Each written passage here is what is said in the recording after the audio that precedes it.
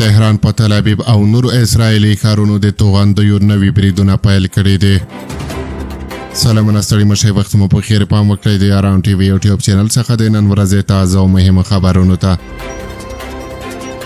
د اسرائیلو پلازمینه تل ابیب او څو نور ښارونه تېره شپه د ایران د توغندیو د برید د یوې نوې څپې لخوا په نښه شول.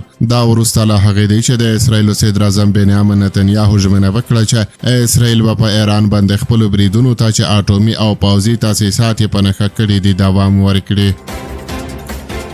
تېره شپه د جون په 14مه اسرائیلو وویل چې د دوی پوځ د ایران د هوایي بریدونو په دویمه پرلهپسې ورځ په تل ابیب، حیفا او بیت المقدس کې د ایران د توغندیو د بریدونو د یوې نوې څپې مخه ونیوله.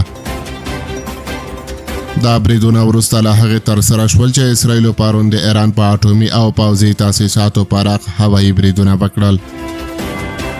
د اسرائیلو پوځ وایي چې وروسته له هغې چې د ایران لخوا د اسرائیلو په لور توغول شوي توغندي وپېژندل شول، د اسرائیلو په ډېری سیمو کې د خطر زنګونه وغږول شول.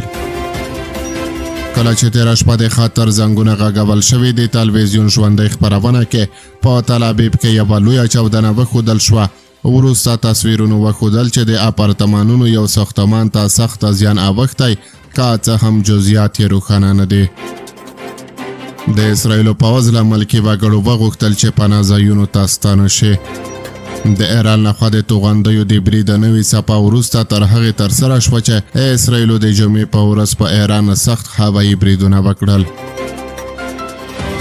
اسرائیلي ځواکونو د ایران په بېلابېلو سیمو کې اټومي او پوځي تاسیسات په نښه کړل چې په نتیجه کې د ایران د وسلوالو ځواکونو لوی درستیز تورن جنرال محمد باقري، د سپاه پاسداران انقلابي اسلامي کماندان حسین سلامی او یو شمېر نور پوځیان او ساینسپوهان ووژل شول.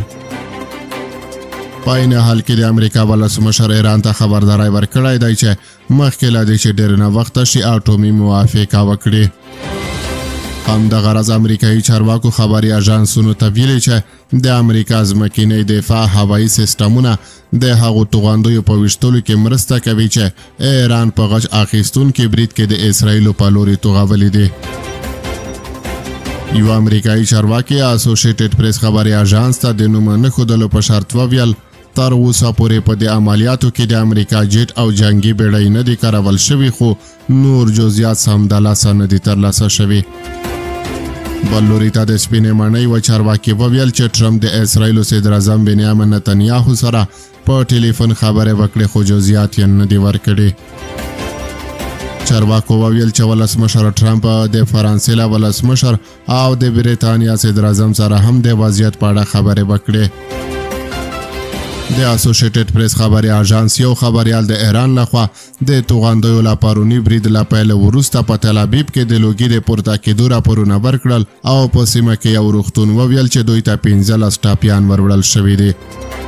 په اسرائیلو کې د ژغورنې ډلو وروسته وویل چې د ایران د توغندیو په بریدونو کې 4 کسان ټاپیان شوي دي.